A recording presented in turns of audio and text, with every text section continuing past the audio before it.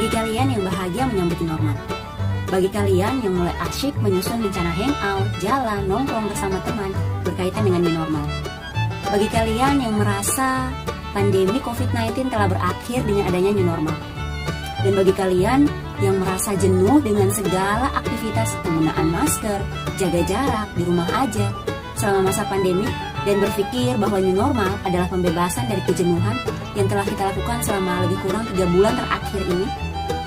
Video ini untuk kalian. Simak videonya sampai selesai agar kalian paham betul apa yang dimaksud dengan new normal.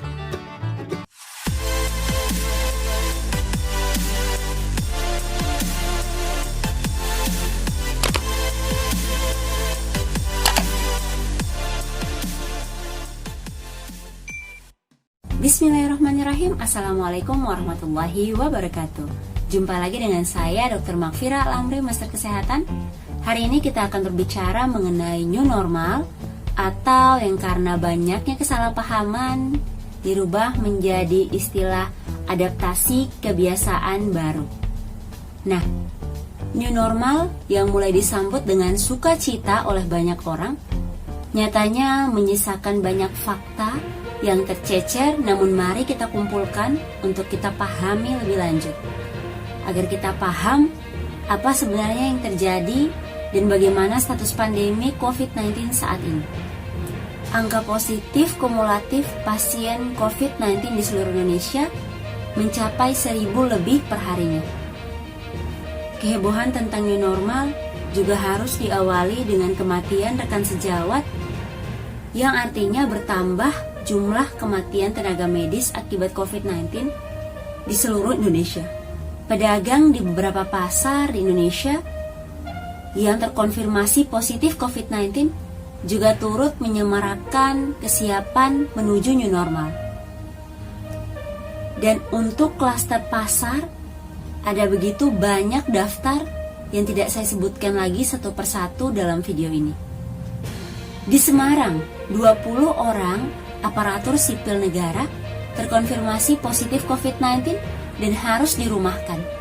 Belum lagi kondisi beberapa rumah sakit di Indonesia yang terpaksa harus tutup karena beberapa tenaga medisnya positif terkonfirmasi COVID-19. Seperti inilah gambaran kita Indonesia dalam menyambut kesiapan menghadapi era new normal. Lalu apa sih sebenarnya new normal? Dan apakah kita sudah siap menjalankan new normal? New normal adalah perubahan perilaku agar kita tetap dapat melaksanakan aktivitas normal kita, namun dengan tetap menjalankan protokol-protokol kesehatan guna mencegah terjadinya penyebaran COVID-19. Dari sini kita tahu bahwa seluruh anggapan yang saya sampaikan di awal tadi itu merupakan anggapan yang salah dan menyesatkan. Pandemi COVID-19 belum benar-benar berakhir. Kita masih dihadapkan dengan pandemi COVID-19. Bukan hanya negara kita saja, tapi hampir seluruh negara di dunia juga masih di jalur yang sama dalam penanganan COVID-19. Lalu kenapa new normal harus diberlakukan? Presiden Joko Widodo dalam salah satu pernyataannya menyatakan bahwa kita ingin tetap produktif tapi aman COVID. Dari pernyataan ini kita tahu bahwa kita sudah harus bisa membiasakan diri untuk menjadi lebih produktif lagi, tapi dengan pembatasan-pembatasan, dengan protokol-protokol kesehatan yang tetap harus kita jalankan untuk melindungi diri kita dan keluarga kita dari paparan COVID-19. Lalu kapan sebenarnya new normal mulai diberlakukan? Untuk pemberlakuan new normal, kita tidak bisa melihat keseluruhan negara Indonesia, tapi harus melihat satu persatu daerah yang ada di Indonesia. Mengapa demikian? Karena setiap daerah di Indonesia mempunyai karakteristik masing-masing, kearifan lokal tersendiri, dan tentunya keteraturan dan kedisiplinan masyarakat di masing-masing daerah di Indonesia juga berbeda, sehingga tidak bisa disamaratakan di seluruh Indonesia. Untuk akhirnya mulai memberlakukan new normal, kepala daerah masing-masing harus melakukan serangkaian pengamatan untuk melihat apakah daerahnya sudah mampu memasuki adaptasi kebiasaan baru atau belum. DKI Jakarta misalnya, setelah PSBB tidak langsung serta-merta diadakan new normal, tapi diadakan PSBB masa transisi untuk melihat bagaimana kesiapan dari seluruh elemen di ibu kota dalam menyambut fase new normalnya sendiri. Beberapa kriteria yang menjadi penentu dalam menetapkan kebijakan adaptasi kebiasaan baru atau new normal diantaranya adalah penurunan test rate dalam 7 hari terakhir. Test rate apa saja yang dimaksud? Masuk di dalamnya penurunan jumlah kasus baru, penurunan jumlah kematian, dan peningkatan jumlah pasien yang sembuh. Kriteria berikutnya adalah adanya peningkatan jumlah cakupan testing COVID-19 di daerah tersebut. Lalu pertanyaan berikutnya, apakah Indonesia sudah siap menghadapi new normal? Jika berkaca pada sebagian besar daerah di Indonesia, di mana kasus positif COVID-19-nya terus bertambah, angka kematiannya juga terus mengalami peningkatan, secara jujur mungkin kita harus mengatakan Indonesia belum siap. Namun, jika kita melihat daerah per daerah, kesiapan itu mungkin saja sudah mencapai titik terang. Beberapa daerah Indonesia yang masyarakatnya patuh, disiplin, mungkin pada hari-hari ini sudah memasuki zona hijau. Artinya, terdapat penurunan angka positif, terdapat penurunan jumlah kematian, dan juga kriteria-kriteria lainnya mungkin sudah mulai menemui titik terang untuk mulai diberlakukannya new normal. Meskipun demikian, kita semua, seluruh warga negara Indonesia harus sudah bisa siap dengan penerapan adaptasi kebiasaan baru ini. Karena akan ada saatnya, akan ada satu titik di mana kita semua harus kembali produktif, harus kembali beraktivitas seperti biasa, tapi tetap dihadapkan dengan masa pandemi, sehingga penerapan protokol-protokol kesehatan yang sudah dijelaskan tetap harus kita lakukan. Oleh karena itu, sejak saat ini, edukasi dan sosialisasi mengenai new normal atau adaptasi kebiasaan baru tetap didengungkan, tetap disebarkan. Mengapa?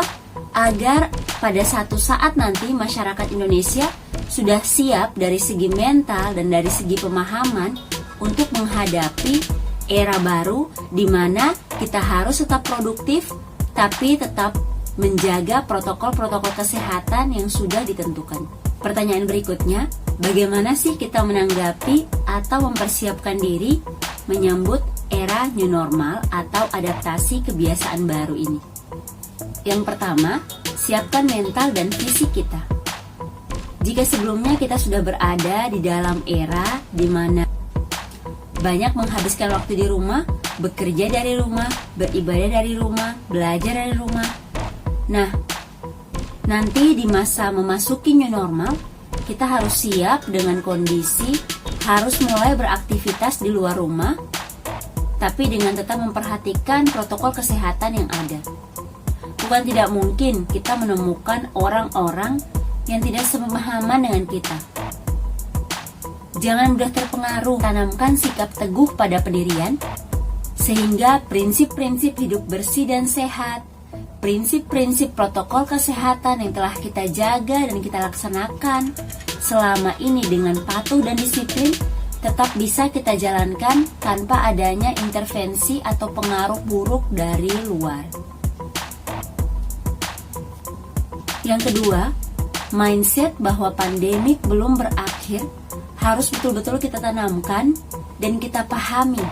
Ini agar apapun hoax dan berita-berita bohong yang tersebar di luar bisa kita saring dengan lebih bijaksana. Kita tetap harus dalam pemahaman yang sama bahwa di masa-masa ini kita tetap harus berhati-hati dan tidak terlarut dalam pemikiran yang salah, merasa bahwa pandemik sudah berakhir.